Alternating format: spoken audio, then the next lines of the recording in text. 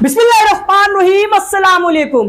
2 दिन पहले ही भारत के विदेश मंत्री एस जयशंकर ने अपने एक स्टेटमेंट के दौरान ये कहा था कि भारत ने पाकिस्तान के साथ जंग में जो सीज फायर किया था वो किसी के भी दबाव में आकर नहीं किया था। ट्रंप जो लगातार हर मंच पर खड़े होकर बोल रहे हैं कि मैंने धमकी देकर सीज फायर करवाया, वो सरासर झूठ है। ऐसा इस स्पीच में भी मेंशन नहीं किया, बस ये कहा कि दुनिया में किसी भी लीडर के दबाव में हम नहीं आए थे। इसके बावजूद भी ट्रंप ने लाल आंख दिखाते हुए एस जयशंकर, भारत के यशस्वी 56 इंची प्राइम मिनिस्टर और ट्रंप की जो पूजा करने वाला समाज है भारत के अंदर, इन तमाम को आड़े हाथ लेते हुए, धांधली दिखाते हुए भारत के ऊपर 25% टैरिफ थोप दिया है। ना सिर्फ टैरिफ बल्कि ये भी कहा है कि 1 अगस्त से यानी परसों से भारत के ऊपर 25%, जो भारत सामान एक्सपोर्ट करता है अमेरिका को, उस पर 25% टैरिफ लगेगा। इसके साथ साथ भारत के ऊपर पेनल्टी भी लगेगी।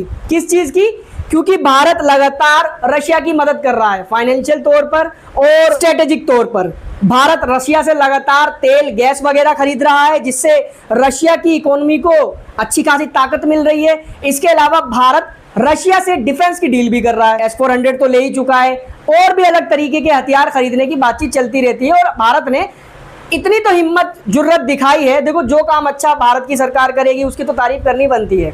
भारत की सरकार ने अमेरिका के F-35 के ऑफर पर कहीं ना कहीं लात मार दी और रशिया से डील जारी है कि रशिया का जो Su-57 है वो भारत को मिल जाए, जिससे अमेरिका चिढ़ा हुआ है। अब वो लोग जो ट्रंप को अपना नाजायज अब्बा माना करते थे और उसकी पूजा किया करते थे, वो कौन से गटर में जाकर अपना मुंह देंगे मुझे नहीं पता, लेकिन इतना जरूर यकीन है भारत के यशस्वी प्राइम मिनिस्टर पर कि सफेद जानवर के मुंह पर एक जूता फेंक कर मारेंगे और कहेंगे कि हमारी अपनी इंडिपेंडेंट पॉलिसीज है, ये हमारा मुल्क है, तुम्हारे बाप का नहीं। हमें किससे दोस्ती रखनी है, किससे दुश्मनी रखनी है, किससे व्यापार करना है, किसका बायकॉट करना है, ये हम तय करेंगे, ना कि बाहर का कोई सफेद जानवर आके हमें हुक्म देगा। उधर चर्चे एक बार फिर से शुरू हो चुके हैं कि इजराइल ईरान के ऊपर हमला करने के लिए पूरी तरीके से तैयार हो गया है, तो वहीं ईरान भी इजराइल के ऊपर जवाबी कार्रवाई करने के लिए तैयार बैठा है, जिसको कंफर्म किया है खुद रशिया ने। रशिया ने कंसर्न जाहिर करते हुए कहा है कि ईरान के न्यूक्लियर फैसिलिटीज के ऊपर अगर इजराइल और अमेरिका हमला करते हैं तो उससे मामला और ज्यादा बढ़ सकता है। मतलब क्या हुआ कि ईरान का परमाणु कार्यक्रम अभी भी जारी है। ईरान के जो न्यूक्लियर फैसिलिटीज को तबाह किया गया है वो कहीं ना कहीं ईरान की गुमराह करने की एक साजिश थी। दुनिया के सामने रखा गया कि ये हमारी न्यूक्लियर फैसिलिटीज है, आओ उड़ा दो और ईरान कमजोर हो जाएगा। इस तरीके के भरम में रखा अमेरिका और इजराइल को ईरान ने, जबकि दूसरी जगह पर उसका परमाणु कार्यक्रम पूरी तरीके से जारी था, जिसकी खबर शायद अब अमेरिका और इजराइल को लग चुकी है और पुतिन यानी रशिया इस बात से अवेयर है। अब हो सकता है कि आनन फानन में क्या पता खबर लगी हो कि ईरान बहुत ज़्यादा करीब है न्यूक्लियर बॉम्ब बनाने के, तो इजराइल और अमेरिका दोनों मिलकर बड़े हमले कर सकते हैं। ट्रंप ने भी धमकी दी थी कि अगर ईरान ने फिर से अपने न्यूक्लियर प्रोग्राम को शुरू किया तो हम दोबारा से बड़े लेवल पर एयर स्ट्राइक्स करेंगे ईरान के अंदर।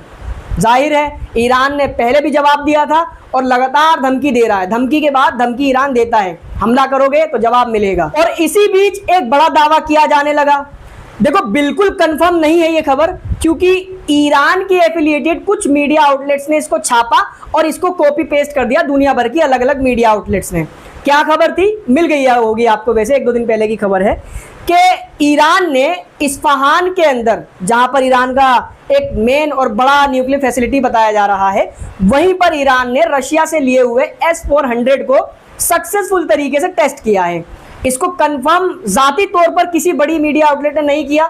ईरान की मीडिया आउटलेट ने जो छापा उसी को कॉपी पेस्ट किया है और सबने इसी पर खबरें बनाई भी हैं। तो मैं इसको कंफर्म तो नहीं कर रहा और आने वाले वक्त में अपने आप ये कंफर्म हो भी जाएगी, लेकिन अगर ऐसा हुआ है, ईरान के पास S-400 है, जो कि इजराइल और अमेरिका के लिए काफी कंसर्निंग है।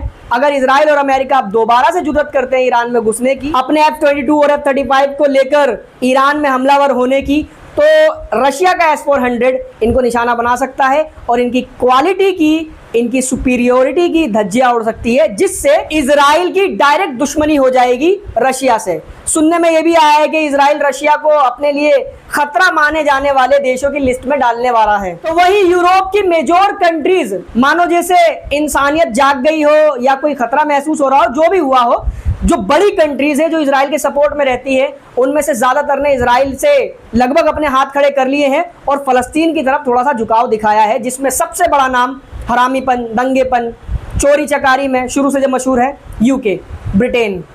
यूके के प्राइम मिनिस्टर काइल स्टारमर ने ऑन स्टेज ये ऐलान कर दिया है कि हम सितंबर में 2 स्टेट सॉल्यूशन यानी पैलेस्टाइन को रिकॉग्नाइज करने वाले हैं, जिससे इजराइल और अमेरिका दोनों भड़क गए यूके के ऊपर। मगर यूके अभी भी अपने स्टैंड पर कायम है।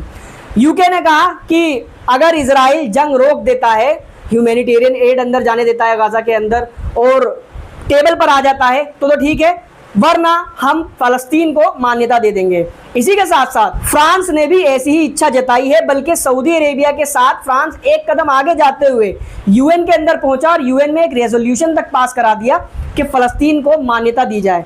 दुनिया के ज्यादातर देश, आपकी जानकारी के लिए मैं बता दूं, दुनिया के ज्यादातर देश 2 स्टेट सॉल्यूशन को मान्यता देने पर राजी है, लेकिन हरामीपन करता है सिर्फ एक देश, अमेरिका। मगर वहीं दुनिया में इकलौता ऐसा मुस्लिम देश है ईरान, जो 2 स्टेट सॉल्यूशन को अपोज करता है। इसलिए नहीं कि फलस्तीन नहीं बनना चाहिए, इसलिए कि इजराइल नहीं बनना चाहिए। वो तो पूरा फलस्तीन है ना, और ये बात जायज़ भी है। वो तो कब्जा किए हुए लोग हैं भैया, किसी की ज़मीन पर कब्जा कर लिया, किसी को मार दिया और उसकी ज़मीन पर उसकी ज़मीन को हथिया कर अपना घर बना लिया, देश बना दिया। ऐसे नहीं होता है ना। ईरान का कहना है कि सिर्फ एक ही देश वहां बनेगा, वो है फलस्तीन। मैं चाहूंगा कि आप हजरात इस वीडियो पर भी एक नज़र मार ले। इसकी वॉइस को मैंने थोड़ा सा कम कर दिया है क्योंकि खतरे बहुत ज़्यादा हो गए हैं हम जैसे यूट्यूबर्स पर। चैनल कब लापता हो जाए कुछ नहीं पता चलता। इसमें वीडियो के अंदर ये विमान है जो लंदन से ग्लासगो जा रहा है, ठीक है।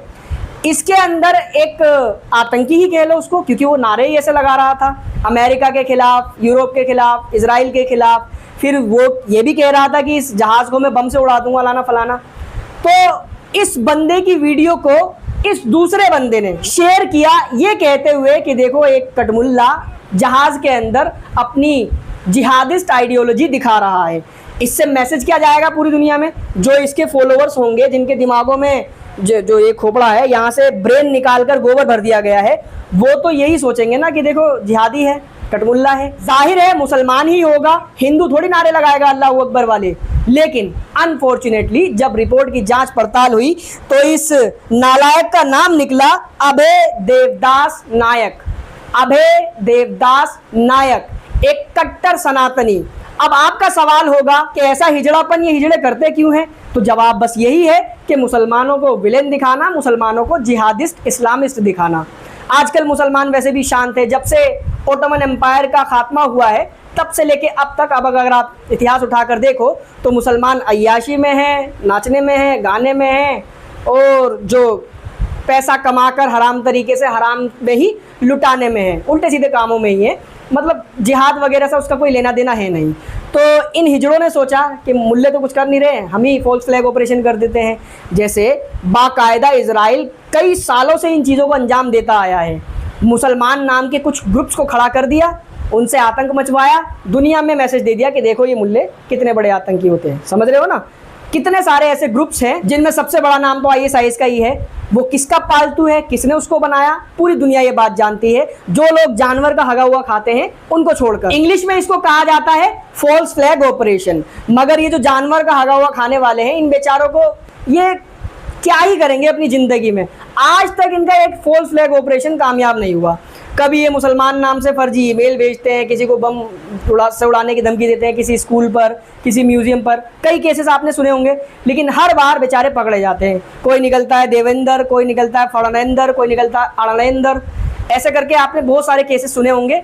ये भी नंगा हो गया। बाकी इस वीडियो में फिलहाल इतना था। इस वीडियो को शेयर करें, चैनल पर नए हैं तो सब्सक्राइब जरूर कर लें। And thank you so much for joining.